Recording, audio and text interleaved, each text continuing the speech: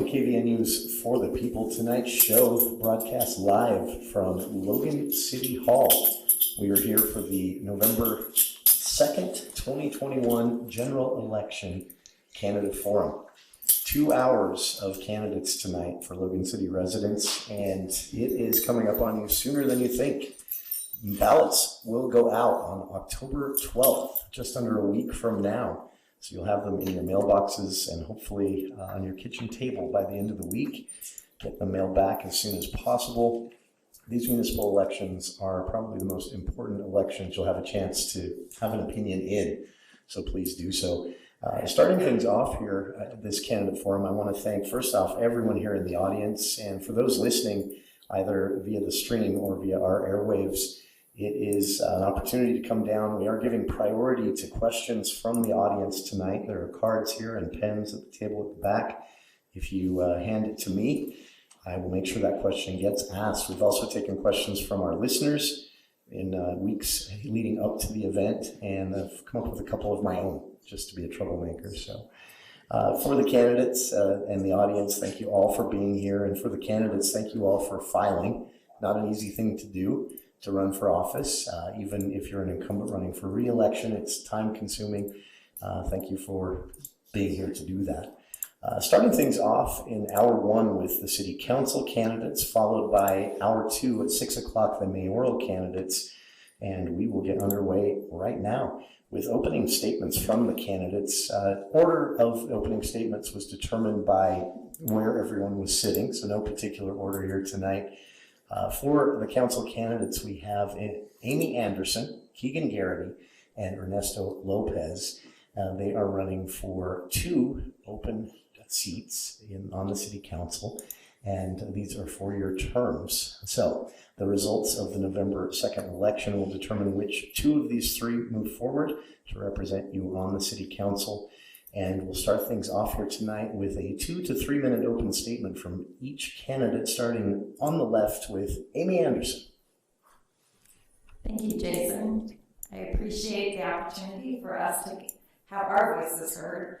For the last 4 years, I hope that I have been doing an effective job of listening to the voices of our community. It's really been a pleasure and a delight to serve. This has been a job with lots of joys.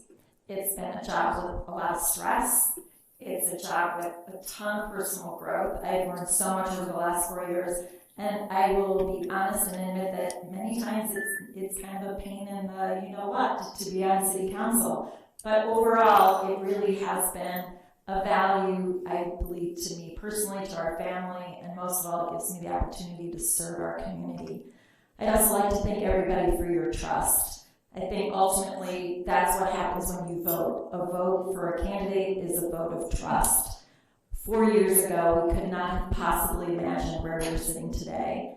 To have had a worldwide pandemic, to have had national and local protests going on, to have seen all the changes that we've seen on Main Street and on Center Block and on Center Street, to see the rapid growth in housing that we've experienced, not just here in Logan, not just here in Cache County, but across our state. So ultimately, you're voting for the person who you feel can make sound decisions based on those changing community needs and those changing community situations. And I hope that I've been able to show to you that I've been deliberate in my decisions, that I've been thoughtful, that I've been balanced, and that mostly importantly, I listen. Sometimes I think as individuals, we often hear someone say, well, they're not listening to me. I want to assure you that I am listening.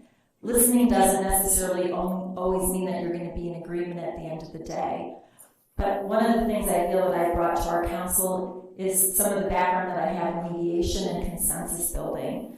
To me, the fact that our council has frequently had unanimous decisions is actually points to a great fact. It points that we deliberate, that we discuss, and we come to agreement.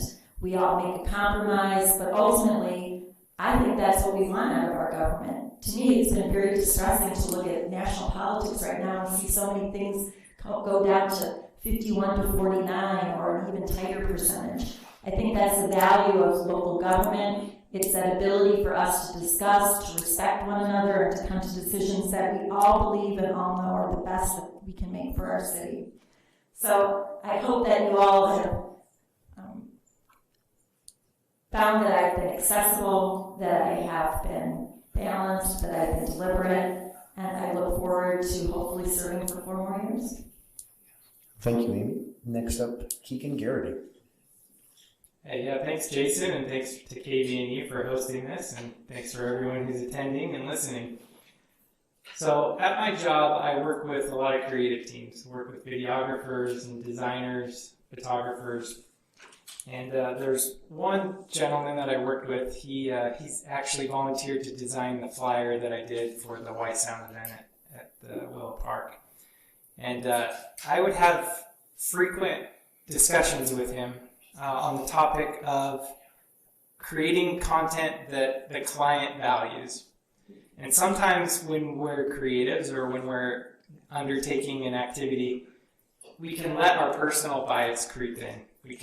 And one of the things he would do is sometimes he would design something that looked really beautiful and he spent a lot of time on, but what the client valued was something quick and something simple. And so we had a lot of disagreements and discussion about that. And he's in his 20s, so I was really surprised the other day to get this letter in the mail, a handwritten letter. I didn't know. I think Gen Z, is that what they're calling them? I didn't think they wrote letters anymore, but he wrote a letter and it said, "Hey Keegan, thanks for giving me marketing and business advice. You're awesome to work with and your advice about clients and stakeholders have helped me a lot. It's really cool to see you so passionate about Logan politics." He lives in Denver now, so I won't get his vote, but sometimes we think that the best way to get along or keep the peace is to always be agreeable. And because I challenged him and he challenged me, I feel like we were both better off because of it. And that's the kind of representative I want to be. We're doing a lot of things right in Logan. You know, there's a lot of things about Logan I love. I love the trail system. I love the Berger Bike Park. I love the community and the way people treat each other. But that doesn't mean we can't be better. And I want us to be better. So some of the things that I want to accomplish, I think it's important as politicians to lay out clearly what you can expect in my first 3 months. So what I want to do is we have this thing called the Redevelopment Agency, and we have a budget for it, and I just want to get it online on the website so people can look at the status of each project and where it's going. That's one of the things. The other one that I'm going to do is I've pledged to donate the first 3 months of my salary, so I won't take any money, and I want to send a poll around after the 3 months are up and ask how I'm doing. Basically, how's my driving assessment, so people can give me feedback. Because I genuinely am interested in your feedback, because I'm representing you, not myself. And the other thing that I want to do is make sure that we have proportional representation. I've talked about this a lot, but what that means is that council members are elected from geographic areas. I think our government works better when there's a diverse, not just diversity in ethnicity or income, but diversity in intellectual thought. And I think that's something that would be important that we can do on the council if we undertake that initiative. Thanks. On the nose, 3 minutes. Thank you, Keegan. Next up, Ernesto Lopez. Hi, thank you for the invitation to participate in this, and thank you everyone for being here. I want to make sure everybody knows that I truly feel privileged to serve on the Logan City Council. I was appointed last October in a pool of out of 15 people, and to make history back in October, being the first Latino, the first immigrant to serve on the City Council, I completely appreciate and value that. I love Logan, probably like most of you and most of our citizens. I lived in Logan since '99, and my family and myself couldn't imagine living anywhere else. I want to continue to grow as an individual and to learn even more than I have learned in this past year. But what do I offer to Logan and its citizens is a track record that goes back almost 20 years, serving in various programs, organizations, serving a lot to the youth. Of course, bridge some gaps. I come from the west side of Main Street. I'm currently the youngest member of the City Council, and of course, if it's not obvious, the cultural part, I am bilingual, and I feel like I've already had an impact in the things that the city does, like our agenda being in Spanish, being instrumental in the opening the door to have the first Latino festival on Center Street and things like that. So I hope to earn your support and everybody that is watching us, and to continue to make history and be the first Hispanic elected to the City Council. Thank you, Ernesto. It's a day and age of, as this event is being streamed, online streaming of council meetings, agendas posted online. Social media makes it very easy for candidates, for elected officials, for city governments to share information. Yet, it can also be a time when information about the business of the city is harder to find for the average resident. So a perfect question coming from our audience here tonight, submitted just seconds ago. What would you do as a city council member to make sure Logan is hearing from people, getting input from people on all of the issues? And we'll just start in reverse order. Start with you, Ernesto Lopez. Yeah, I do feel like technology being where it is these days, we can do a better job at communicating with our constituents. Sometimes I feel like we rely heavily on Facebook and social media, so I think it is important that we actually look at the data and see if that is getting the job done, and if there are better channels to relay the messages to our constituents. I'm more than willing to look at that and see how we improve, and not only, of course, not only the message getting across with the technology, but also the language, and making sure that the most important messages get across to everybody that needs to get them. And if that means translating some of the information into other languages, not just the Spanish, but other languages, we have a lot of new immigrants in our valley that could benefit from getting the crucial parts of the message in their own language. So I would advocate for that as well. Thank you, Ernesto. Keegan? Yeah, I think the way representation works best in messaging or communication is, people start in their community and then it works outwards. Obviously, the city council and the mayor and the local city government can't do all the heavy lifting, right? We have neighborhood councils, and within those neighborhood councils, there are precincts, and so people can be appointed in different precinct areas. The neighborhood can hold meetings. I'm currently the co-chair of the Woodruff neighborhood, and we found that to be a great way to get the word out. And that happens in various forms. It happens on social media. It happens knocking doors. We hung door flyers to announce meetings. We put out signs. So there's a variety of methods, but really it takes a community to get the message across. And so I think that's mostly what I would want to instill, is that sense of community. If everyone can just tell 5 of their neighbors, it becomes much more sustainable. Thank you, Keegan. Amy Anderson. So I think that the reinvigoration of neighborhood councils over the last 4 years, I think, has been a real success in terms of doing a better job of getting communication out to those who need to hear their message.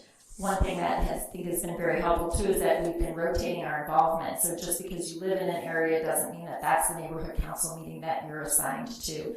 So it does give us that ability to get a perspective and to bring maybe a different voice to a neighborhood that they haven't heard before. I know at work, I help work with messaging, and one of the frustrations that we often have from a work perspective is we can tell people things, but until they need our services, sometimes people don't always listen. And I think that's a key point in any messaging, whether it's politics or business, is how do you get people to want to be engaged? And it's usually on those controversial topics that's when people start to seek out information.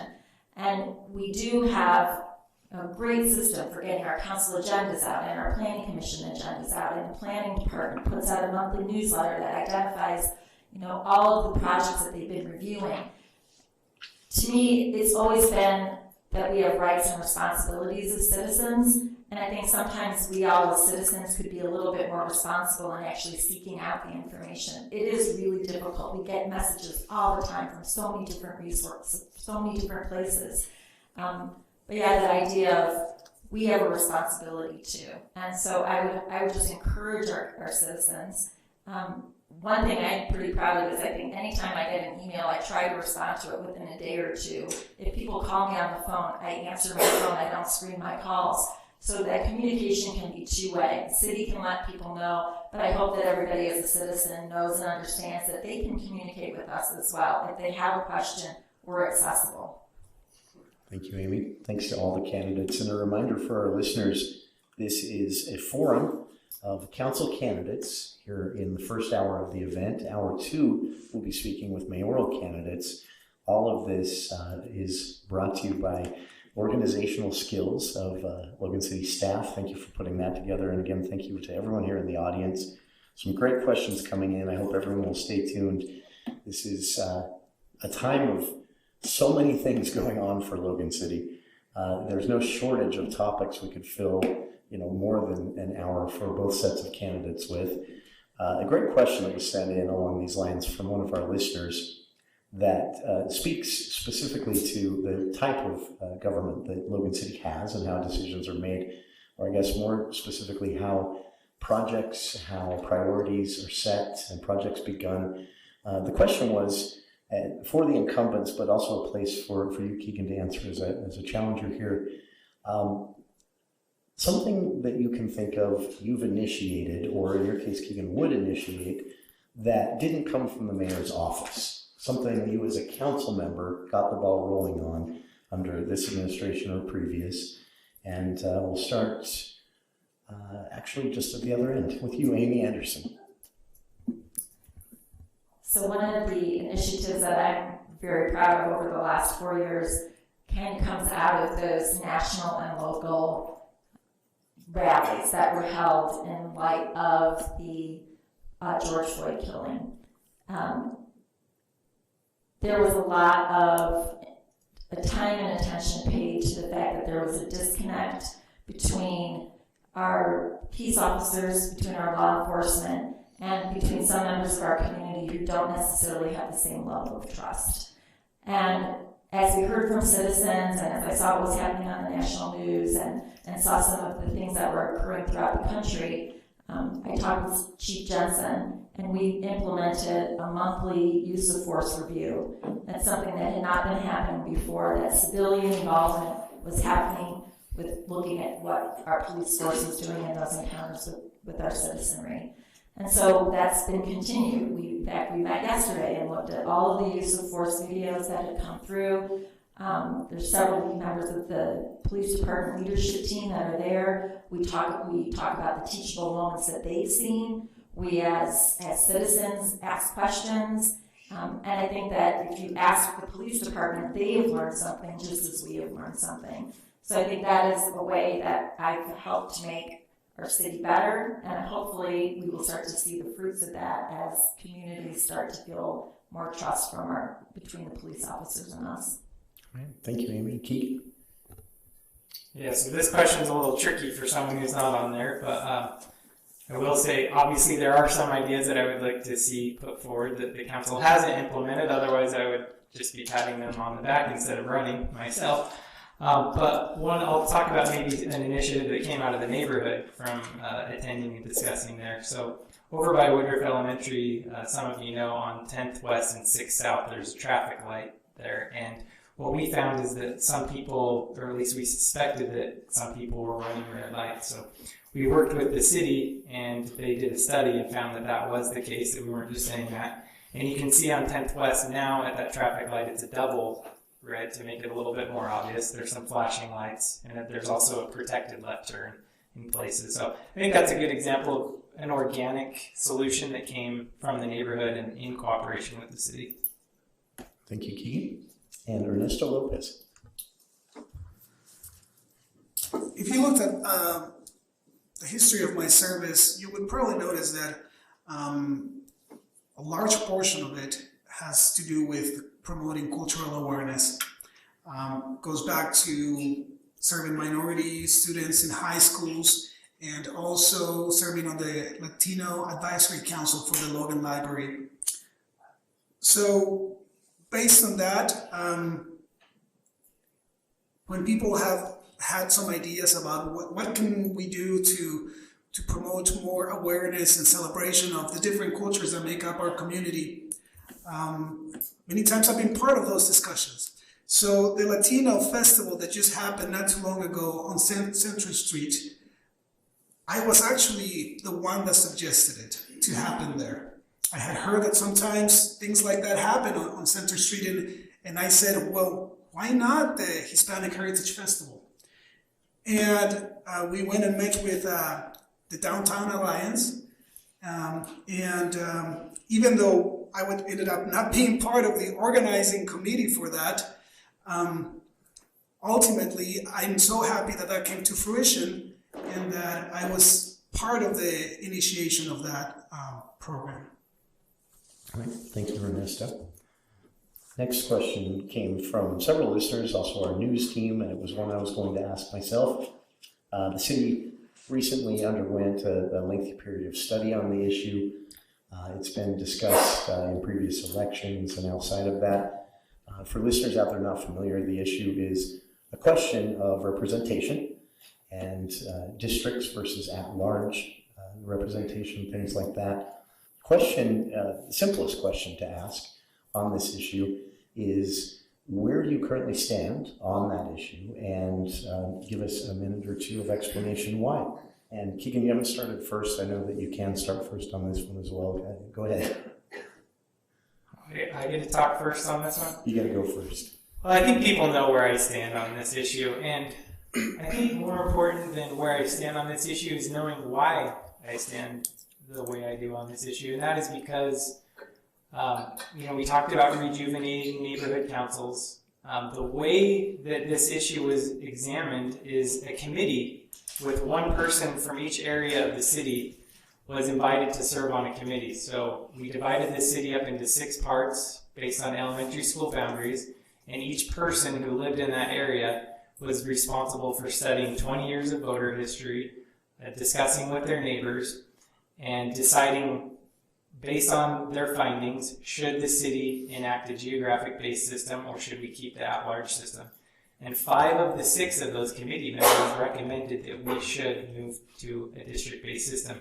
And part of that decision was based on the fact that in the last 13 years, all but 2 council members have been elected from the same 2 neighborhoods. And we thought every neighborhood needs a voice, not just in a neighborhood council, but on the council itself.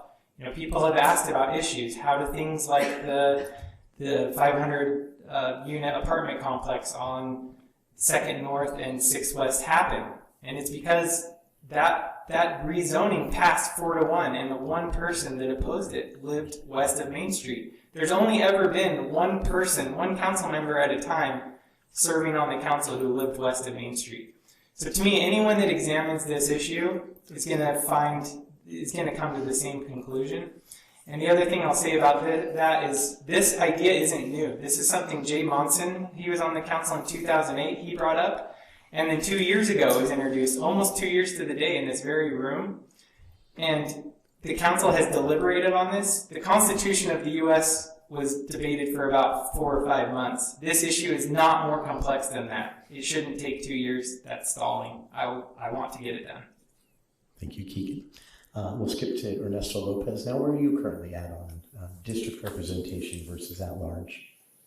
Yeah, I believe the report came through around January, and I was very new to the council, and as you probably know, there is a lot to learn in the council, but I wanted to point out that me being an outsider, new to the conversation, I was surprised that the report did not include data about cities that have made that transition from at-large systems to district. In my opinion, it felt like it was more of a case study of Logan, and it was thoughtful. I truly value the information that was included there. Personally, I want to learn more. I want to learn more about what does it take to move in that direction, why would we move in that direction, and what are we trying to truly accomplish with that. One of the paragraphs in the report stated that there is no guarantee that moving into a district or hybrid system would actually increase the number of candidates or the participation from the voters. And to me, increasing civic engagement is actually one of my priorities. And so, given that there is no guarantee, I want to learn more, have more data to compare to, so that I can make up my mind. And if we do end up feeling like that's the right direction to go into, I would like to explore the hybrid system first. Thank you, Ernesto. And finally, Amy Anderson. So I was the one who actually appointed the subcommittee to start to look at this process. It was my suggestion when it was brought up by former council member Jess Bradfield 2 years ago in the midst of that previous election. And so I tasked that group with creating a report so that we could begin the discussion. I apologize if the committee was under the impression that their recommendation was going to be adopted. They were asked to prepare a report so that the council could continue to present it, and I so value that process and the people who were involved. I think it was very useful information for the council. I agree with Ernesto that there was more information that I was curious about, some of it being how it's been implemented in other communities so that we could see. Like Ernesto, I also have a great interest in looking at that mixed district option, which was something that really wasn't clarified in the report. One of the concerns I have is, as you look at districting, identifying communities' interest besides something that's just geographic, to me, is a very important thing. And ultimately, I think as a community, we need to identify whether people would prefer to vote for all 5 of the representatives in a town of 50,000 that make the decisions for them, or to be able to vote for one of those individuals who's making those decisions for them.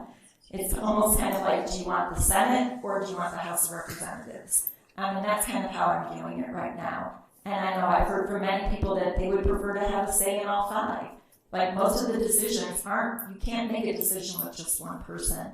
And in the city size of Logan, I've heard from many people that it's not that large, that there's that many differences that separate us based on geography. A lot of our differences are based on where we were raised, where we work, what our income level is, the type of housing that we live in. Those are all things that drive our interests. So again, I think to me right now, it still deserves more study. I would tend to lean towards either a hybrid or to stay with the system that we have, because again, to me, having more voice in the people who are making your decisions in a city our size may still continue to make sense. Thank you, Amy. A reminder for listeners, Election Day is coming up quickly. November 2nd, 2021, when Logan residents will have a chance to voice their opinion. But of course, this is a by-mail election. By-mail ballots will be mailed out starting next Tuesday, less than a week from now. Another date you want to remember, if you're a Logan resident, October 22nd. October 22nd is the last day to request a mail ballot and register to vote online or at the county clerk's office for this general election. And that must be done no later than 5 p.m. on October 22nd. Then, of course, Election Day is November 2nd. Voter assistance centers will be open from 7 a.m. to 8 p.m. And, of course, you'll want to get your ballots in the mail earlier than that to make sure they are counted. This is an opportunity to speak with 3 candidates for City Council here. We have with us, again, incumbents Amy Anderson and Ernesto Lopez, and challenger Keegan Garrity. Appreciate everyone being in the audience here again. One more time, if you have questions, there are cards and pens at the back of the room, and we are giving those questions priority here tonight. So please, if you have something you'd like to hear from the candidates, let us know. This is a question we got several different versions of from our listeners, and I've even heard it from a couple here in attendance tonight that wanted to make sure that it was asked. It's always a debate in every city, in almost every time that I've had a chance to speak with elected officials. And the debate would be over incentives for businesses to either locate within Logan City or to stay in Logan City. The specific question is, how do you feel about those incentives. Some would argue that many of these businesses would locate here or stay here without them.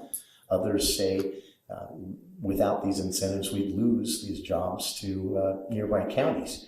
So if you can, give us a minute or two on how you feel about these types of incentives, regardless of what form they might take. And we'll start down here on the right with Ernesto Lopez.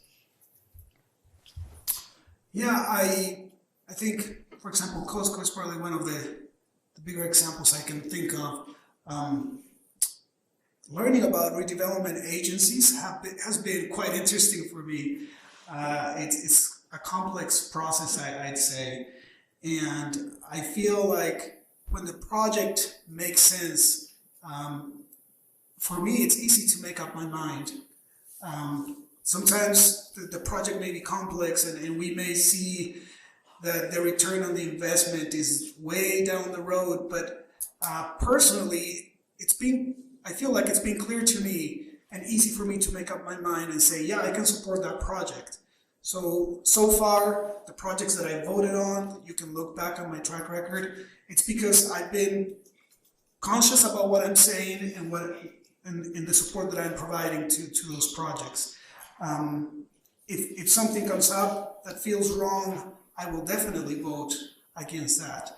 And another example is when I've heard from the public, through email especially, I've been responsive to that, and I try to read all of the emails that come through. If there is numerous emails that come through that are advocating for me to vote against X, I will definitely give it even more thought than initially. So are we competing against other companies? Yes. Do I want to support the development of business here in our city? Yes, and if the incentive will provide us with that opportunity and put us in a more competitive spot than surrounding cities, I will do what I can to support those initiatives. Thank you, Ernesto. And next, Keegan Garrity. Yeah, Jason, I don't think there's a black and white answer to should there be incentives or should there not be. It's a nuanced thing. I think we've seen good examples and bad examples of property investments or expenditures in our city. I think a lot of us were frustrated that the city paid $2 million for the Emporium, and then it sat there for 5 years while we paid for maintenance costs, and then ended up having to demolish it anyway. That nobody wants to see that. And I think even the people that that worked it out didn't want to see that. But I think there are examples too where there's nuance involved of. So over by the River Woods and Adams Wealth, those are federally designated opportunity zones where there's already an incentive in place for people to invest in those areas. So it's difficult to say. That's always the question: is would they have come here without the incentive? Was that incentive requisite? And then if it was the amount sufficient? So I think that just needs to be looked at on a case-by-case basis. Part of the RDA expenditures, too, can go to affordable housing. And so that's something that I would like to see that considered when we do offer those incentives. Is this taking away from the potential for an affordable housing development? So those are the things I would consider as I would make those decisions. Thank you, Keegan. And finally, Amy Anderson. Absolutely, it's not black or white. I think one interesting thing Ernesto brought up Costco. As Logan City was working with Costco, working with bringing that project here, people may not realize it, but other communities actually offered more. Logan, I think, was very deliberate and wise in talking to them about what incentives were necessary. When we look at our RDA and we look at those types of incentives, most of the time we're looking at infrastructure. Ultimately, the responsibility of the city is to create a place where businesses want to come. So those incentives typically have come in the form of infrastructure, either the physical infrastructure or the service infrastructure. And as a city, I think we've done a fabulous job of creating that service infrastructure of water and power and streets and sanitation that are driving people to come here. And I think that's what played into the Costco decision was we could go two different places, one that was offering a greater financial incentive, and then there was Logan. We have those incentives already built in with the great job that we've done on an operating basis and creating a city that people want to come to.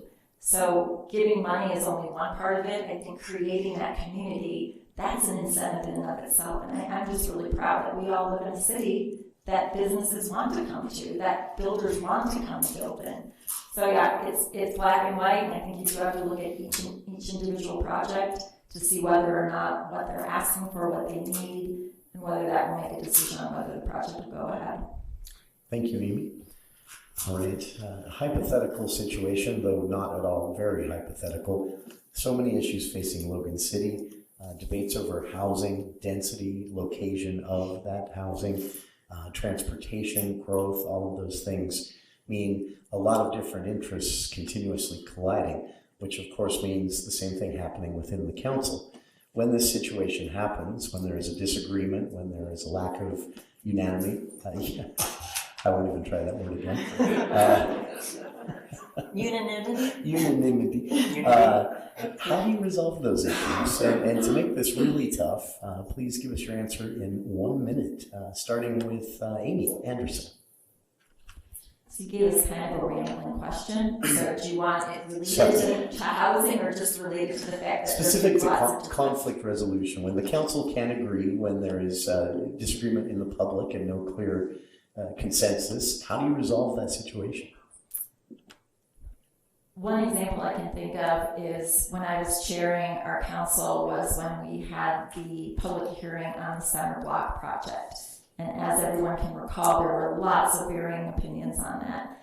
I think that as a council, we need to provide that opportunity where people can come to the public hearing, hear or feel that their view is heard. And if you recall, we did step back from that original plan and reworked it. I think that's how you approach it. You listen, you deliberate, you talk with the council, we talk with city staff, and we decide how much more time is needed.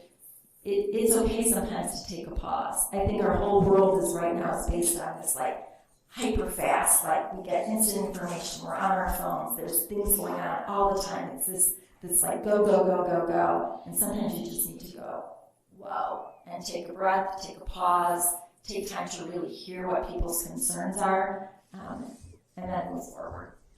Thank you, Amy. Keegan, Jeremy? So I'll follow up on the Center Block decision. So there's $4.5 million allocated from the RDA that we just talked about to that project. And that decision was made unanimously by the council. I attended those meetings about the Center Block. At least 20% of people that attended there were not for it. There's 5 council members, 1 out of 5 is 20%. Where were those opinions represented on the council? That's what I want to know. And I think I talked about in the beginning, that's what I want to bring to the council. I want to restore debate. Groupthink is dangerous. Groupthink is the reason why you're not streaming your videos from Blockbuster right now. It's the reason you don't take a digital photo with a Kodak camera or phone. And I think our city is better off when we challenge each other, when we represent the ideas from the people. That's how we get better results. That's what I want to do. Thank you, Keegan. And finally, Ernesto Lopez. Yeah, I think the key is compromise. There are things that we can compromise on, of course, and there are things that sometimes it feels like you're losing the entire world maybe if you compromise. And so I can probably say that I'm unaffiliated. I have no partisan allegiances, and I feel like sometimes that is an advantage because you can talk to both sides of the aisle, and I personally feel like I can listen and I can make up my mind based on the information that's being presented. And then the other thing, I just came back from the One Utah Summit, and one of the points that were emphasized over and over is that we need to really invest in strategic planning. And that goes for everything. And when you start looking at at midterm and long-term goals rather than your short-term goals, I think it makes a big difference, and it makes it easier for us to look at the big picture and come up with thoughtful solutions. Thank you, Ernesto. This will be, because of time, the final 2-minute question that we'll have for all of you. If time allows, we might have a fun little one-word answer question to wrap up with. Just be mentally prepared. With all of these challenges facing Logan City, and as a way of making a closing argument to voters out there to not only vote, but to choose you of the 3 choices, 2 will move forward. When it comes to these challenges facing Logan City, what is the priority? For the incumbents, Amy and Ernesto, if you're given a second term, for Keegan, if you're given a first term, what would be top of the list for you? Starting with Keegan. So I'll give you my 3. So 1, I talked about proportional representation. 2, getting the money that we spend for the RDA on the website, so fiscal transparency and fiscal responsibility. And 3, a priority on housing. And you asked a little bit about affordable housing and just how we're going to grow, so I'll speak to that just briefly. The philosophy that's going to guide my decisions is smart growth. So there's actually 10 principles of smart growth. One of them is to build up instead of build out. As I talk to people, the 2 biggest complaints that I hear are, I don't like the traffic and I don't like having to look for a parking spot. And the only way to eliminate that is if you don't have to drive so far somewhere. We're working on revitalizing downtown, and if we have high-density housing downtown, that means more people can walk to their destinations. So those are the 3 priorities that I would have. Thank you, Keegan. Next, Ernesto Lopez. Yeah, the main things I would want to work on would be, of course, to continue to remove obstacles for business development. And housing affordability, in my mind, has become a bigger and bigger issue. Like I said, I came back from the summit, and they mentioned how we really need to involve all the crucial parties to tackle this one. So not only the people that are looking for a home, but the builders, the financiers, and those that are like ourselves in charge of the zoning. So thinking of those things, coming up with a strategic plan, and one that involves not just Logan. We cannot solve housing affordability by ourselves here in Logan. We need to work with the county and look at those things. And then, of course, to work in a way that increases civic engagement and across geographic, cultural, and age divisions. I would hope to work towards that. Thank you, Ernesto. And finally, Amy Anderson. So a huge priority, I think, is to begin to build better countywide cooperation.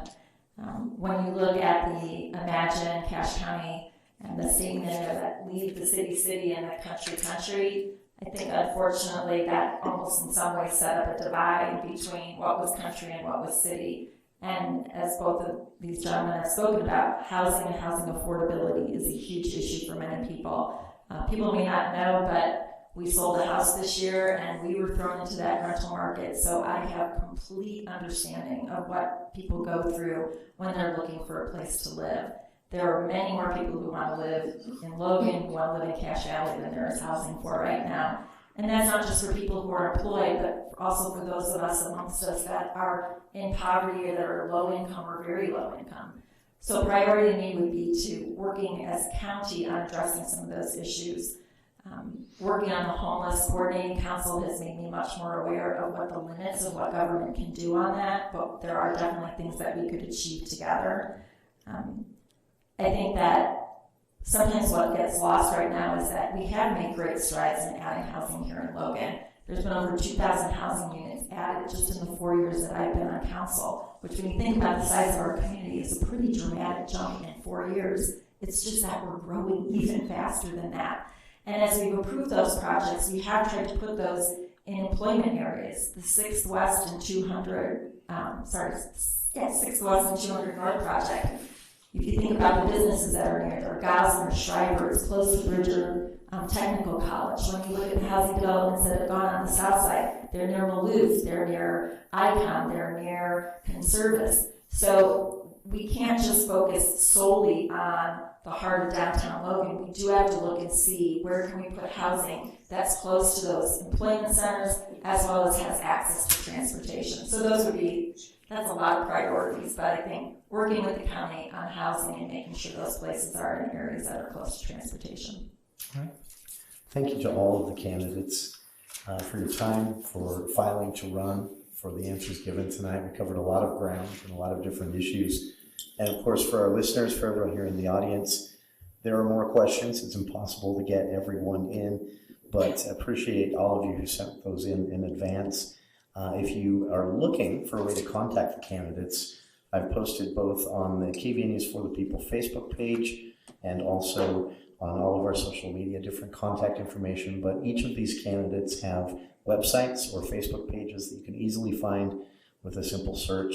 So please reach out to them. They're very accessible. At least they return my calls most of the time.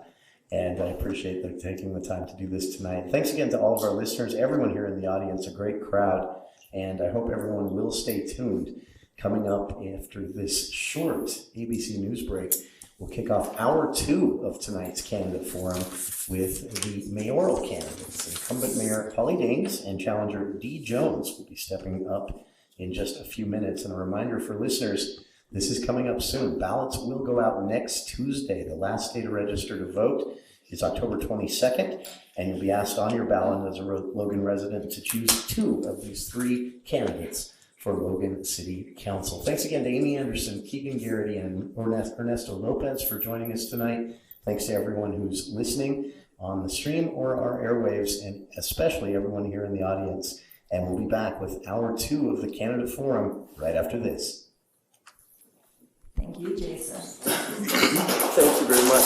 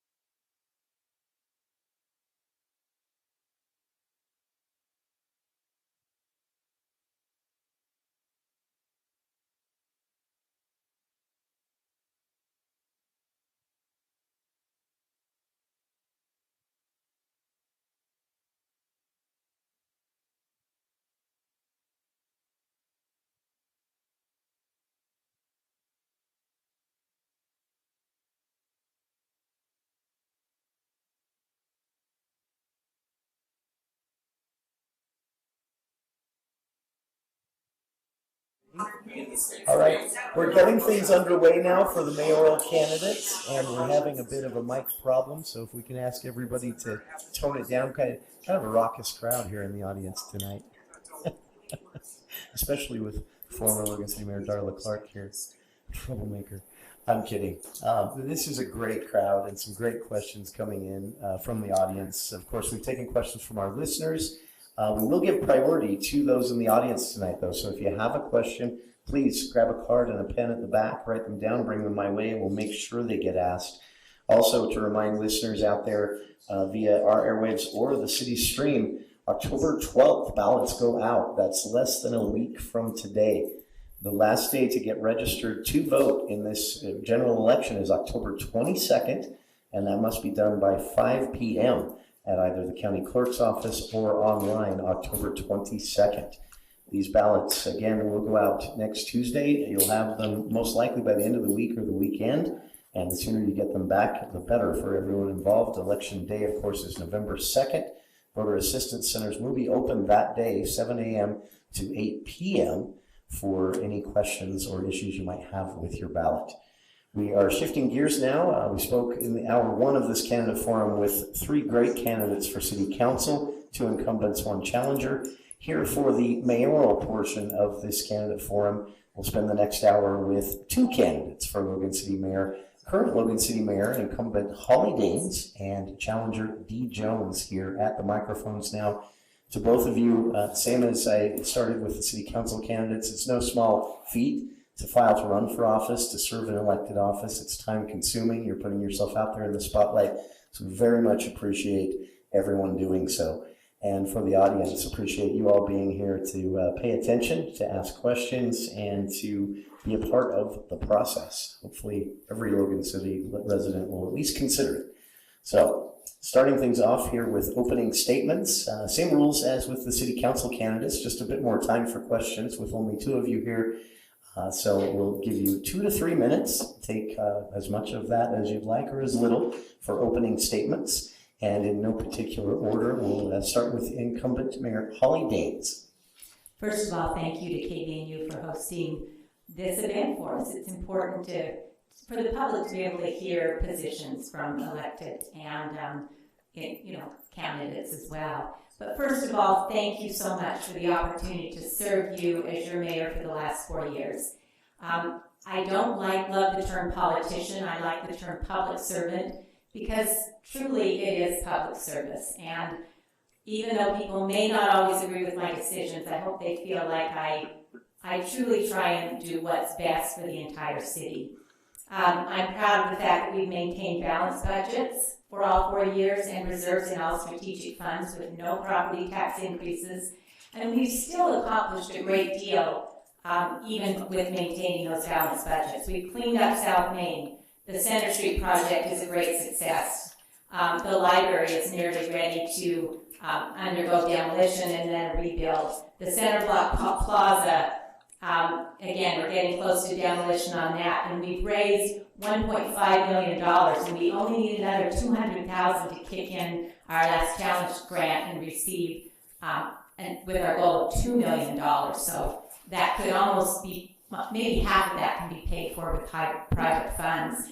We've created a 47-acre conservation easement in the Woodruff neighborhood on the west side of town along the river to preserve 2 miles river access.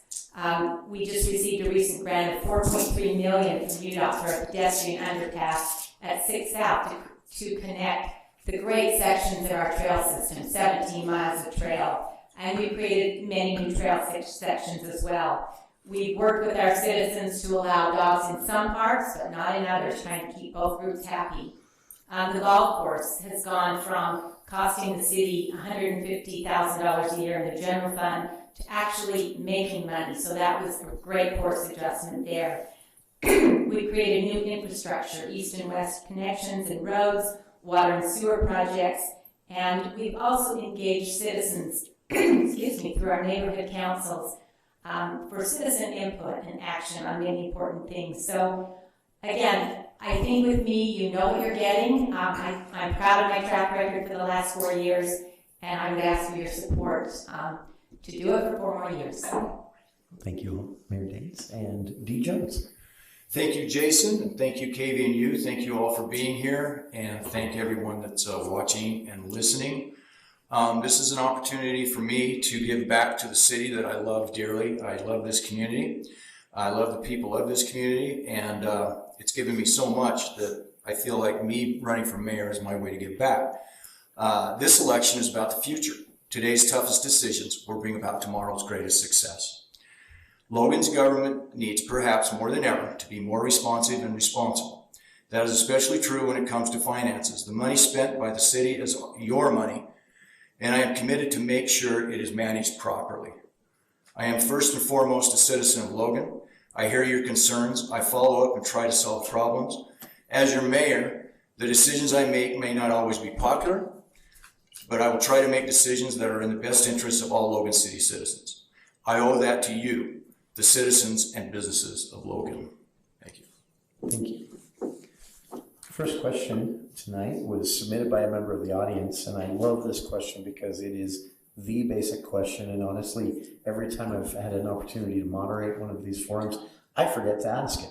So we'll start in the reverse order here with you, D. It's a simple question. Why should people vote for you? Why are you the best choice for the job? Well, I think I just answered that. I love this community. It has given me so much. I just want to give back. I have some great ideas moving into the future. I have ideas for downtown. I have ideas for traffic needs. I have ideas to move us forward as the growth happens. I've been in business solutions and marketing for 40 years, and I know what it takes to meet a budget. I know what it takes to go out, and we need to get out into the people, get more community involvement. And I would really like to see that. And I would like to see equal representation on the city council as well. Only because we need better representation from every precinct, every district. Everybody has ideas, and I would love to hear back from the community on some of their ideas on how we move forward. Thank you, Dee. And Mayor Daines. My answer is I'm a doer and I get things done, and I think I've demonstrated that. We have invested Logan City funds wisely. I look back to the pioneers that settled our community and think about the investments they made in our community and infrastructure, the canals they built, the courthouse and the theater and the tabernacle and other things that make our community what it is today. And it's time for us to reinvest and make sure that going forward we provide for our community needs into the future. And I will do that. Thank you, Mayor Daines. Another great question from our audience here. It's a long question. I'll do my best to cut it down and have it make sense. The question for the candidates is, with winter around the corner, COVID-19, of course, still a concern. We're still experiencing this pandemic. How will you ensure that this coming winter, arts and humanities, live events, things like that are an option for people within Logan City without resorting to mandates? And we'll start with you, Mayor Daines. Thank you. Again, I've looked to the governor in terms of his leadership, in terms of, masking requirements, suggestions. He's promoting vaccines. Again, I think we all know the best way to try and keep things under control is to get vaccinated. So again, I've looked to the governor's leadership, and I hope everyone will do their part and be a responsible citizen, so again, we can stay open. All right. And for you, Dee? Holly hit it right on the head. I think responsibility is the first step. I believe that vaccines and masks are a personal choice. If you want to wear a mask, I think you should very well be able to. If you want to get a vaccine, I think you should very, very well be able to. As far as events and gatherings, I think we should continue forward as we have until a mandate comes down from our government. All right. Thank you, Dee. This is also a great question specific to Logan City for electrical power. Of course, a unique situation exists within Logan City when it comes to electricity. The question from the audience is, how will you address rising electrical costs, solar rebates for new solar customers, and disparity in prices? The disparity, of course, being the surplus solar program being bought back by various different outlets. The city, of course, doesn't control that, but how could the city influence these rising costs when it comes to electricity and different ways to get it and supply it? Starting with you, Mayor Daines. You know, our electricity rates have not really gone up in the last 5 years. We typically, as a city, do a rate study about every 5 years to address each of our individual utilities and make sure that we are charging rates that cover the cost of those services. And that includes replacing aging infrastructure. Sometimes those costs get neglected. But the basic fact is that we need a grid to deliver electricity. And even those folks that use solar do rely on the grid, when the sun is not shining. And, as far as our overall power portfolio, we are trying to diversify that. And, we've already achieved a 50% renewable goal, and I think solar is important. But again, I think everyone needs to help pay the costs of the grid. But next year, we'll be doing a new rate study to assess our utility rates. The other great thing about Logan Light and Power is it is an enterprise fund, and they do make money, and that comes back to the general fund. Just like Rocky Mountain Power has stockholders that they pay.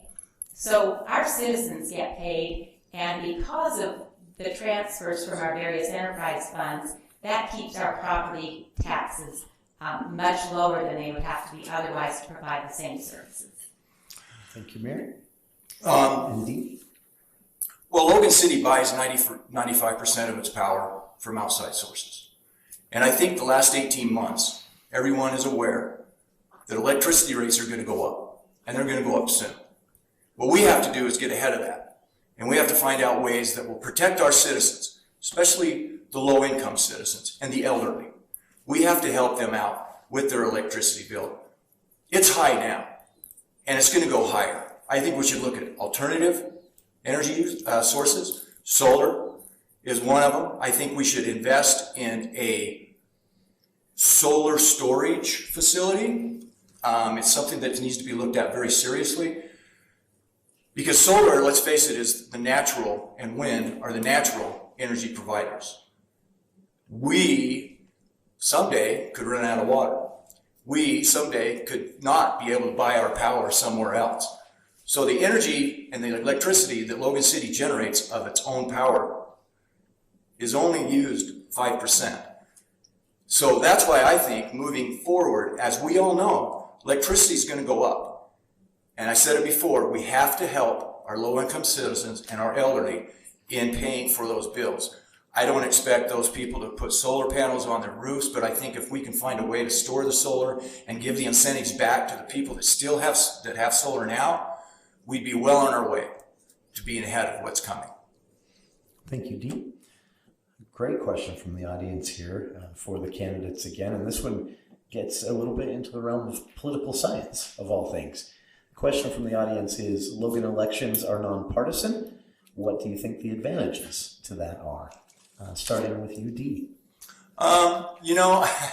It's funny that came out. I had several people ask me, and I mean several, am I a Democrat or am I a Republican? And I would tell them I'm a Republican, but this is a nonpartisan election. And so in order to have the people that didn't really know me, didn't know of me, I just put a little sticker on my signs, on a few of them, not all of them. But anyway, a nonpartisan election I think is good because it involves everyone. Everyone has a voice. It's not Republican, Independent, Democrat. It's nonpartisan.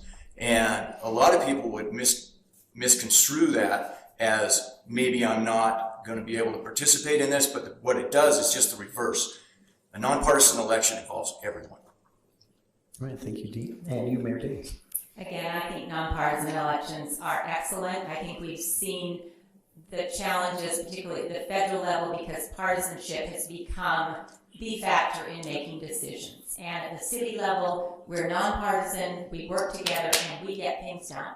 We pick up the trash, we fix the streets, we have the lights on. So nonpartisan is a great thing. We just work together and get things done. Thank you, Mayor Daines. And another question from the audience here tonight, a great question. If in your role as mayor, a decision is made and there's public backlash, it's quickly apparent that the public wasn't a fan, How do you resolve that? How do you react to the criticism? And we'll start with you, Mayor Daines. You know, I think I have learned to be tenacious, but also flexible. And I have listened. I think the Center Block project is a great idea. There's no secret that initially we presented a housing project along with the parking terrace, which would have provided 100 extra stalls for that block. Clearly, that project, at least that component of it, was not something that particularly some of the property owners nearby supported. So we pivoted and we created something. We also talked to the Historic Preservation Commission that wanted us to keep to more of the buildings. So I think that's a prime example of how we listen to our citizens, we adapt, and we still come out with a great product in the end that is going to benefit our whole community. Thank you, Mayor Daines. And UD. You know, I said that in my opening statement. I won't make everyone happy. It's a position that you can't please everyone. But I think if someone were to come to my office and want to discuss something, I will totally have an open door policy. It will be very transparent, and there'll be no closed door meetings. And I think if you start with transparency, the issues will fade, but they won't go away. I think if you're upfront and honest with the citizens from the beginning, then there will be less unhappy people.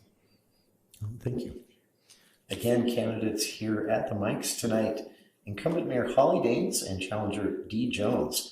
This election will play out on November 2nd, but this is a by-mail ballot election, meaning ballots will go out October 12th, less than a week from today, and the last day for residents of Logan City to register to vote is by 5 p.m. on October 22nd.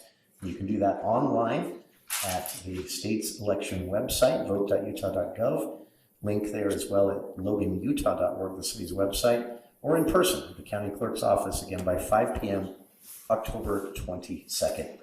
I don't remember which of the candidates first mentioned it, but water I know came up, and we did have a lot of questions from our listeners on this topic. And the question is basically, how is the water situation in Logan? What's the future of water in Logan, especially with the anticipated growth and what we've seen happening in the St. George and Cedar City areas? And what should the priority be with the county, considering 3 potential reservoirs? Is Logan City also looking at changes? And we'll start with you, Dee. Yeah. Well, we brought this up at the last debate. I'm sorry, should Logan City also be looking at changes? Starting with you, Dee. Logan City needs to start looking at changes, and it's unfortunate that we didn't look at these changes, 10 or 12 or even 20 years ago, but it's here and it's now, and we need to do something about this immediately. A drought will happen every 4 years, and we need to prepare for that. I know that there are plans for a water storage facility that I think will be very well, I don't know what the word I'm looking for, but I think it's something that we definitely need. We can't control nature, but we can learn to live with it. And I think what we've done in the community so far is, we've all cut back on our watering our lawn. We've all cut back on irrigation, or not irrigation, but drinking water and all this stuff. And we've all done our part. I mean, I drive around town and everybody's lawns are yellow or brown, or and so it shows. And I think that's great. But we need to be more proactive towards what's going to happen on the next drought. We need to be more prepared. And I think one of those is the water storage facility. And I think we should probably have 2 or 3 more of those. Right now, we're not seeing the effects that maybe the Midwest or Southwest are seeing. We do live in a desert. We live in a desert. And fortunately, so far, we've had enough water to get by and get through. I mean, we don't have water allocations yet. We maybe should, just so when the point comes, we're not saying, oh, we should have done this or we should have done that. It has to happen now, and we need to move forward with this immediately. Thank you, Dee. And Mayor Daines, current situation and the future of water. The current situation is we all need to be cautious. As it's been reiterated, we are in a serious drought. Logan City is fortunate that we have a variety of sources of water. We have DeWitt Springs from the canyon, which is a great source of water. But what we don't know, and it has been fine this year, but what we don't know is how fast that aquifer recharges. So if we continue to have dry years, we simply have no data on that aquifer. We also have 4 wells in the city, which again, we are blessed to have a variety of sources. One of our major infrastructure projects has been to rebuild a number of those well houses. The one on Crockett and Canyon Road, if you've been by there, there's construction going on there. So we are redoing those pump houses to make sure we have the capacity to pump from those wells. When the canal companies needed more of their irrigation water, they have some rights from DeWitt Springs. We could then turn to our wells and utilize that. But just Tuesday night in council, we talked about redoing our ordinance on park strips. Maybe it needs to go to bigger landscaping issues. So again, very important issues that we do need to take seriously going forward. And the water storage tank will be 10 million gallons, and it costs $20 million is the estimate right now. We're in design, but those infrastructure projects are expensive, but they're important. Thank you, Mayor Daines. May I say Sure. something? I Always was just thinking, if we end up having another light winter, which is very possible, DeWitt Springs and all of the wells will do us no good. So that's why I'm saying we should have prepared for this the last drought 4 years ago, or the one 8 years ago. But now we're here, and this drought is worse than the one 4 years ago. But had we prepared 4 years ago for this, maybe we wouldn't be talking about it right now. Let's hope that we have a great winter. Let's hope that we have a lot of snow, and let's hope that we have water in those wells and DeWitt Springs next spring. We will. The situation is not that serious, but the point is well taken that we need to be cautious going forward. But again, we're not going to be out of water next year. But, what if the situation continues? So. Another question from the audience here for the candidates. This question is, again, about growth, as I assume a lot will be tonight. As the city continues to grow, traffic is going to continue to grow with it. Main Street, of course, we all know is not up to the city to decide. UDOT gets to call those shots. But as Logan City grows, so will the rest of the valley, and roads do connect.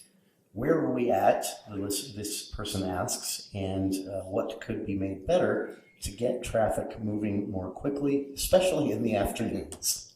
Starting with you, Mayor Holly Daines. That's one thing we have worked on is transportation projects, and we're currently updating our transportation master plan. And part of the reason is we have checked off a lot of the projects in that plan, and now we need to look to the future. We are building a new bridge over the river at 100 West and 600 South, which will again help make 100 West more of an artery that can be used to help alleviate Main Street traffic. We're in the process of fixing the 700 North intersection and Main Street. We've also tried to work on the east-west corridors, 1400 North. We have plans for 10th and 18th. We know 10th West is a major corridor, but again, then we need to get people east and west as well. So we have made some significant strides. We're widening, 10th North right now in the process of the property acquisitions and the needs to do that. So we have been very proactive in addressing transportation issues. We're just completing the study on Main Street. We'll be bringing that information to the public. The initial reports I'm hearing is that there really is nothing that's going to make a significant difference. So what are the little incremental things you can do to try and improve the situation? But we will certainly engage the public as that study comes to conclusion. Have another meeting with UDOT tomorrow as we talk about the regional issues. So UDOT has actually been very responsive in trying to work with us on joint issues of concern. Thank you, Mayor Daines. And for you, D. Jones. The first thing we need to do is divert trucks from Logan Canyon to stay off of Main Street. And I think the way to do that is just to continue 400 North down to 1000 West. I know the people on 400 North won't be happy to hear that, but I think that's the best idea we have right now to divert the trucks. As far as heavy traffic on Main Street, I agree with Holly that there's not a lot that we can do. UDOT will be very heavily involved with that, and they'll have a huge say in it. But with that, I think there's a couple things that can be done, that can be tweaked, because we're just talking about I think 300 south to 1400 north. And where we have pretty much made 300, between 300 north and 400 north, 5 lanes. I don't know why we couldn't make it 6 lanes. And this is just a thing I'm throwing out there. If we could have no parking on Main Street, we could have 6 lanes going down Main Street, and I think that would help. Obviously, it's something that needs to be studied and looked at, and feasibility. But that's just one idea I have to do that. And then if we could get the trucks off of Main Street, I think that would be a huge step in moving forward on alleviating traffic downtown. May I make an additional comment? Again, taking parking off Main Street and making our Main Street a freeway going through is something that I'm not interested in. We have a wonderful historic downtown. We need to keep that historic feel. And, the on-street parking helps the businesses. It helps provide a little bit of a buffer. And again, I think we need to prioritize our historic downtown over a freeway running through it. Thank you. Well, it wouldn't be a freeway. We'd still have traffic lights. Wow. And you could still make a right turn. You could still make a left turn. All it's going to take is a little bit of paint. But, I love historic downtown, and I don't want to see it torn down. So, Would you like to respond? All right. Thank you. Great exchange there from the candidates. Lively debate and great questions from the listeners and from our audience here tonight. Again, if you're in the audience and you've just arrived, there are cards at the back and pens. You're welcome to write a question down and bring it up to me. I'll make sure it gets asked. And again, for listeners out there, if you're a Logan resident, ballots go out less than a week from today. Next Tuesday, they will begin mailing out. You should have them by the end of the week. And they must be postmarked no later if you plan to mail them in by November 1st. November 2nd is Election Day, and there will be in-person voter assistance centers open 7 a.m. to 8 p.m., or center, rather. And the last day to register to vote in this general election is October 22nd. That must be done by 5 p.m., either online or in person at the Cache County Clerk's office by 5 p.m. October 22nd. But again, ballots will start going out next week. Appreciate everyone who's listening right now, everyone who's watching on the stream, everyone who's here in the audience, and of course the candidates for making the time for this tonight. If you have a question, again, bring them our way. We did get a lot of questions from our listeners in advance, but many of them could be grouped together. And as I've joked several times now, they all in one way or another tie back to growth. And of course, housing density is a debate that pops up again and again in all of this. We know that we have to have more dense housing in different locations throughout the city to accommodate all of these people who will, most of them, be born here and stay here, not migrate here from elsewhere. But where is going to be contentious no matter what. How do you resolve these issues? And if the city is at some point having to say to a neighborhood, look, high density housing has to go here, how do you present that argument to that neighborhood? And we'll start with you, Dee. Well, again, I think you get community involvement. You get community input, and that would be done with neighborhood meetings. I think, the growth is going to happen. There's nothing we can do about it unless we want to, and I said this before, we want to put a gate on South Main, but that's not going to happen. Density, I think we've overstepped our bounds on temporary housing, and we need to start looking at permanent housing. And I think that doesn't necessarily just instill Logan. I think it's the entire valley that needs to be brought together. And that's one of the ideas I have if I'm elected is, as one, I call it as one. All of the communities working together so that we can solve this problem or at least manage it. I think, I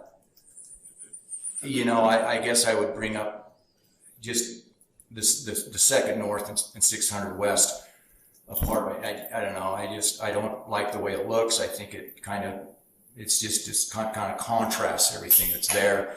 But it is what it is. It's 500 units and it's there and it's here and now we're gonna live with it. But that's one of those areas that I think the community should have been involved with. I think the people that live down there should have been at least a part of the decision on that, and I just don't believe that they were. But I guess, moving forward, we need to look at other ideas and branch it out. This isn't a citywide problem, it's a countywide problem that we're going to have to address together as one. Thank you, Dee. And for you, Mayor Daines. Thank you. And we actually have engaged neighborhoods on some of these issues. There are no easy answers to housing, but I remember repeated, meetings with the Ellis neighborhood where that particular development is located, and we invited the developer to come to a meeting and explain some of the details about that development. And again, it is a challenge to try and locate housing, but I think particularly downtown, I think it makes sense to densify. We're using existing infrastructure. We're helping to prevent sprawl out to the county so we don't eat up all of our ag land. Again, challenging issues, but I do think densifying downtown, and again, if you make a downtown exciting and walkable, we can often reduce the number of automobiles people have. If we build housing close to employment and transportation centers, that can also help with our air quality, with transportation needs, and balance the costs of having an automobile and living near jobs and other services. So it's a balancing act and will continue to be. Thank you, Mayor Daines. This is another very specific question about a very specific issue, but perhaps we can expand this question into a conversation about anything that maybe might have gone different or should go different in the future. The question is about the library, and the question simply is, why is the Logan City Library going to be rebuilt rather than simply updated and remodeled? And of course, that's a question primarily for you, Mayor, if you'd like to take the lead on this one. The current Logan Library was it was an old Sears building about 40 years ago. And the city purchased it. Again, it was vacant then. They were trying to help revitalize downtown at that point. The building was divided up to be half a library, half City Hall, and then City Hall was later, this building was built there, but it was never designed as a library. That space is not functional very well for a library. It's old. The HVAC, the systems there are falling apart. The roof is leaking. And our community has asked for a library. We've discussed the library for I don't know how many years. And over that time, we've been able to appropriate some funds from the redevelopment agency toward the library. We've built up library reserves. When Mayor Peterson was mayor, there was a small increase in the library levy passed to try and build that. And now we're able to build a significant new library without a tax increase. And that will benefit all sectors of our community. And I think that is important. Many nonprofits use the library for meeting space. It's a community center as well as a library. And before COVID, we had an average of 700 people a day through a very marginal library. And I know that usage will go up and it will be a great resource for our city. Thank you, Mayor Daines. And of course, that was a question specifically for the mayor. Would you like to weigh in, Dee, on the library? Other than what I've already said, I think a new library would be fine if we can afford it. I mean, right now, it's not paid for, and I don't know how long it will take to pay for it, but the plans are there, and I think I haven't seen costs. I don't know what it would cost to just remodel the library that we have, put a new roof on it, make it seismic approved. So I don't know. Is it cheaper to do that than it is to build a brand new library? Or maybe you could even take the space on 300 North and Main where the new library is going and attach it to the old library and just expand it out and possibly have a museum attached to that. That's the thing I would like to see. I would like to see if we can just remodel and strengthen the old library that we have and attach an extension to it for all the books. There's a ton of books. I've seen them, and they're everywhere. And I think people use the library. I think it's something that the city definitely needs. But if we can remodel and attach a museum at reasonable costs, then I think that's something that should be looked at very seriously. May I follow up? Sure.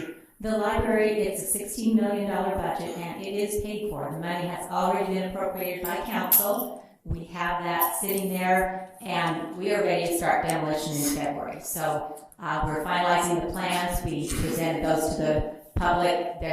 You can see all the plans on the library website if you'd like to do that. But that project is moving forward. It is paid for. We will not be increasing taxes to do that. And indeed, we can afford it, and the city council did choose to appropriate the funds. So utilities was paid back their $4 million. That question doesn't make sense to me. I don't know what You borrowed $4 million from utilities to put in the library fund. We will. We're paying that back with the library levy. So there's a specific line item on every homeowner's budget that they pay a levy to the library. And so that will be used over the course of the loan. And it's also a benefit to the enterprise fund that's lending the money, because they will make slightly higher interest rate than there's a public fund that usually funds are invested in. So it's a win-win for everyone. But there is a stream to pay that back, and that money is there. By a levy to the people. A levy is a tax. That's correct. It's a library levy, and again, it's been in place for a number of years, and we use that to build reserves, so we have some money in hand, and we'll continue to help pay that. Okay. Thanks again to both the candidates. A great question from the audience there as well. And this question, a bit more broad, but definitely very relevant in the midst of an election. Question from the audience is, people feel that their voice doesn't matter, that they won't be heard, whether they cast a ballot or not. What would you say to people who are currently feeling that way? If they feel that they're left out of this process, how would you make sure to include them? And we can start with you, Mayor Holly Daines. Again, I think a great way to get involved is the neighborhood councils, especially if you associate with other people that share some of your same concerns and come together with a united voice. That makes your voice even stronger. But again, individuals, I try to respond to every email I receive. Again, people can come talk with me. We have open comment period at City Council to address the council members and the mayor. We are willing to listen. So give us a try and join your neighborhood council and get involved in that particular aspect. It's a great resource. Thank you, Mayor Daines. And Neighborhood councils are a great idea if you want to get involved, but if you don't want to get involved with a neighborhood council, you can call me, you can email me, you can come and see me. I got an open door policy, and I'll give you as much time as I can. Thank you, Dee. And a reminder for listeners, this is a live candidate forum. We are here at Logan City Hall, broadcasting the candidate forum out on KVNU's airwaves. You can also watch via the city's YouTube stream. And we are speaking now with the Logan City mayoral candidates. Here with us, we have Logan City Mayor Holly Daines, the incumbent in this race, and challenger Dee Jones. Most of the questions we've asked so far have come from the audience, and we really appreciate that. There's still time to get questions in if you'd like. Cards and pens at the back of the room. Just bring them my way. And last question we received so far from the audience. It's a lengthy question about a specific issue again, and I'm going to paraphrase it to make it a bit more broad, because a lot of these decisions are currently now facing the city or will be soon. The question is about the cemetery, or rather land that was purchased for the cemetery long ago that has since been repurposed in another way, as I understand it. And this member of the audience says, with growth, of course, the need is going to increase as well as our population grows. So how does the city plan to meet that challenge when that need arises? And with this land, as I understand it, Mayor Daines, maybe you can explain. The listener says land was once owned by the city, but has now been repurposed in another way. If there is a need for a new cemetery, where would it go? And we can start with you, Dee. Okay. We're talking about the deer pen property, I assume? I'm not sure, to be honest. Yeah. So when the deer pen property was first given to Logan City by the National Forest Service, it was purchased. It was purchased under the assumption that it would be a cemetery. And I really believe, this is my own opinion, I really believe that if the National Forest Service would have been approached saying this is going to be a development of houses in a new subdivision with roads and a trail, I don't think they would have sold it. But now this is where we're at. I'm only assuming that the city council and the mayor have a plan for where the cemetery is going to be, or they wouldn't move, they wouldn't move forward with that. We don't know where that's going to be. But I'm assuming that there's land there for the cemetery, because this was to the highest bidder, if I remember right. Now we have a problem with private roads up there. We have a problem with views. People that are already up there are losing their views and they're upset. Who's going to take care of the private roads? Who's going to plow them? Who's going to take care of the garbage?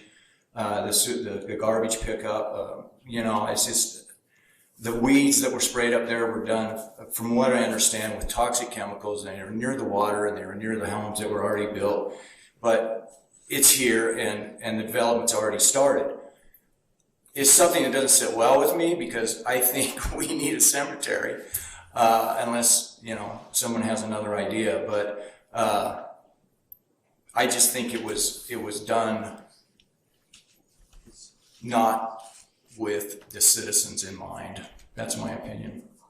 Thank you, Dee. And for you, Mayor Daines? My understanding is the land was sold to the city because they didn't want to have a deer pen, kind of an experimental station right in the middle of the city. And back then, they thought there would be a need for cemeteries. As we look at the spaces left in the cemetery now, there's enough space for the next 40 years, particularly since many more folks are going to cremations. Burials are not, we don't have as many as we used to. So we are well taken care of for the next 40 years. We're working on a cemetery master plan.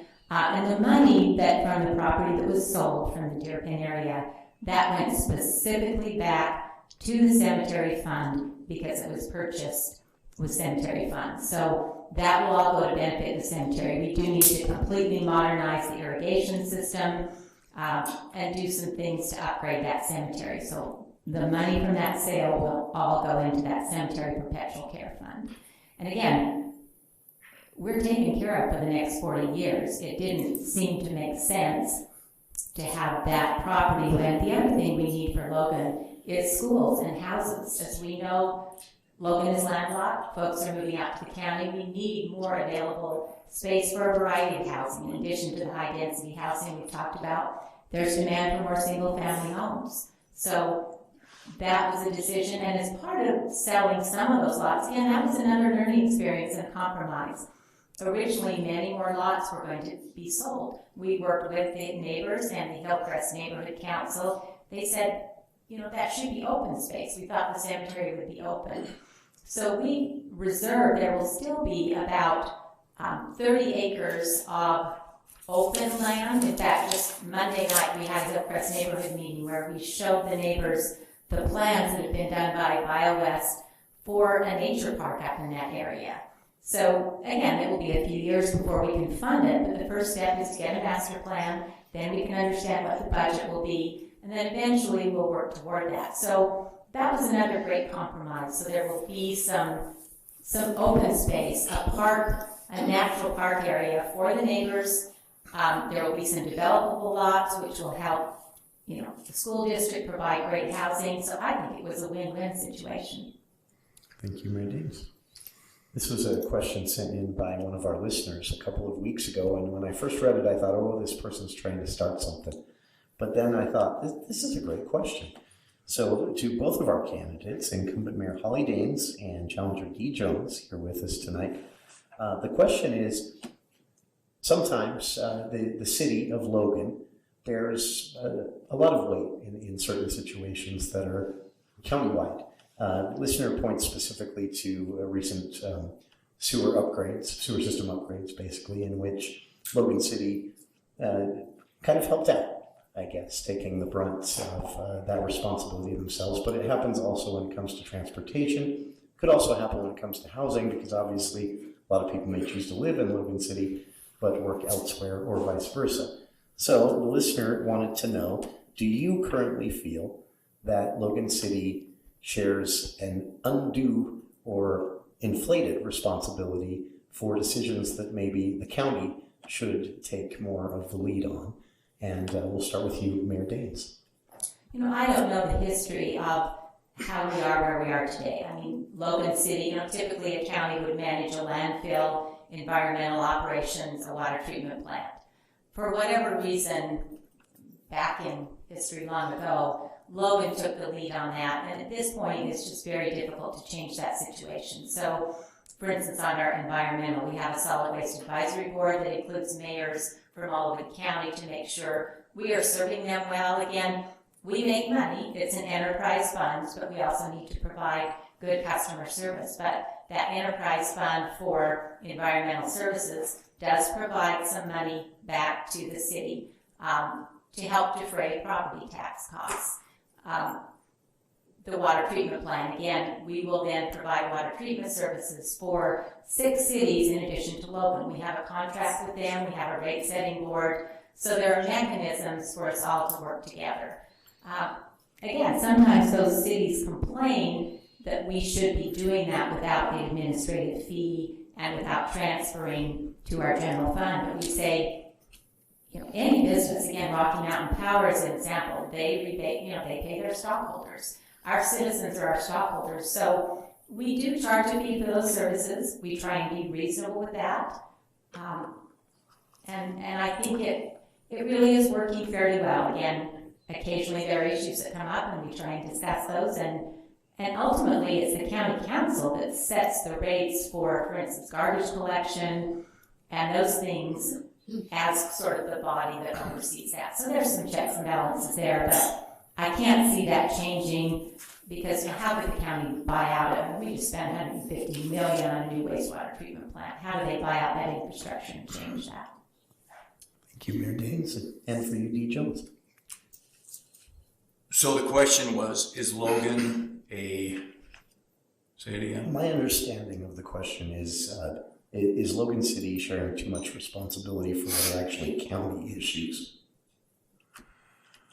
I'm going to say no. It appears to be an attempt to criticize the county, is the way I'm reading the question. I don't know if it's a great question or a difficult question, but yeah, it goes back to what I said when this first started. I think we need an as one feeling with all of the communities, all the cities in the county.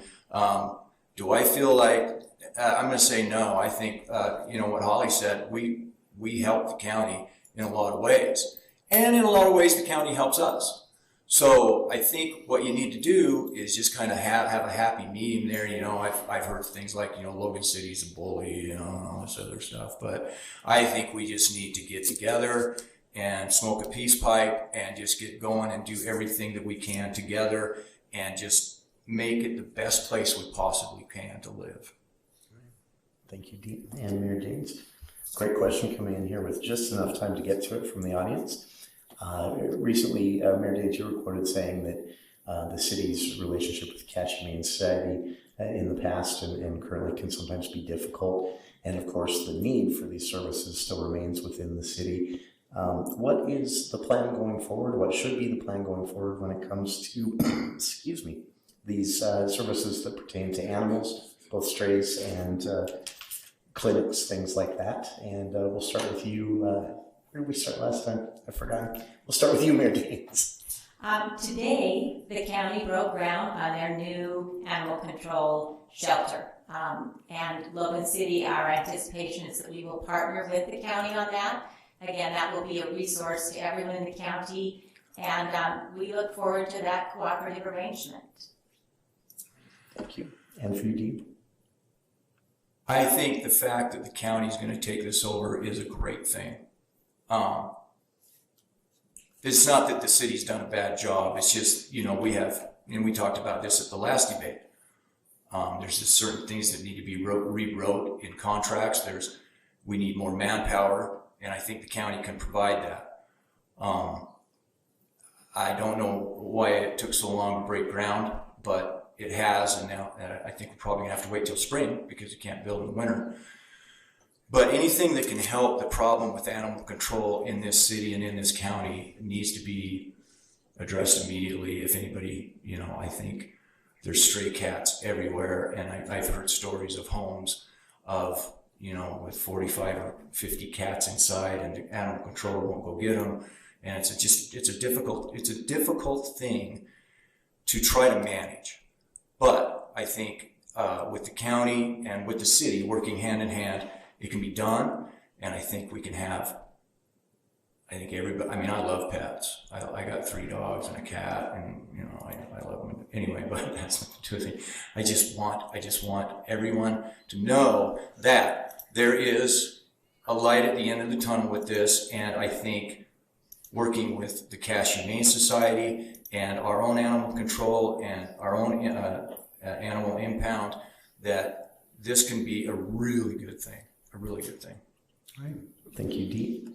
As population grows in the valley, we're going to see more and more pressure put on our open spaces, our green spaces, our parks, things like that. How can Logan City ensure that 10, 20 years from now, there are still great open spaces, green spaces for people to go? Starting with you, Dee.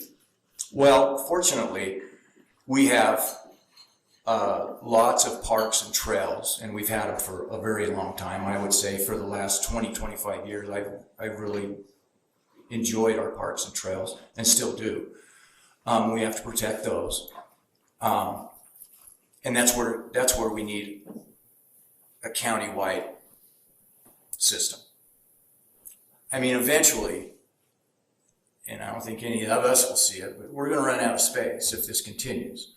And it's going to continue. But we have to get the county involved. We have to get, and I know it's all about, taxes and everything, but I think in order to keep Logan and Cache Valley as special as it is, we need to involve all of the communities.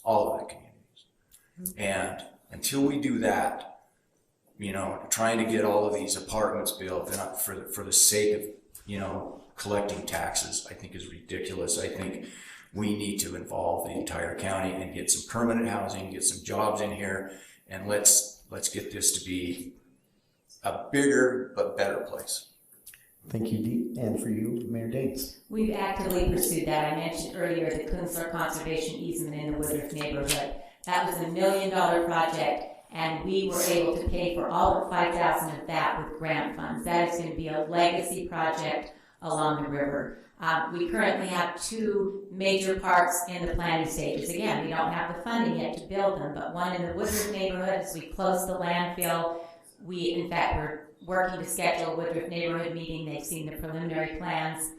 It will be some significant regional parkland with some natural space, some more manicured space, and then the one I mentioned at Hillcrest. We need to continue connecting those trails. We have a blue trail with plans to, build takeouts for kayaks. 6 South, again, we have some properties. We'll try and expand the trail system wherever we can, but that is a priority, and I've worked very hard to add to that. Thank you again to Logan City Mayor Holly Daines and Challenger Dee Jones for being a part of this forum tonight. Thank you to everyone in the audience for sticking it out into hour 2, everyone listening and watching online. It's an honor to be a part of this, and I hope every Logan resident takes some time to get engaged. The ballots go out starting next Tuesday, October 12th, so by the end of the week, you should start seeing them in your mailbox. Last day to register to vote in this general election is 5 p.m. October 22nd. And of course, your ballots need to be mailed by November 1st or turned in person November 2nd. There will be Voter Assistance Center available 7 a.m. to 8 p.m. at Logan City Hall, and you can find everything you need to register, to check dates, to get plugged in with the candidates, contact them, and more at loganutah.org. Thank you for everyone's time tonight. Thank you to all our listeners for sticking around for 3 full hours of For the People tonight. Dave Ramsey is next here on KVNU Logan.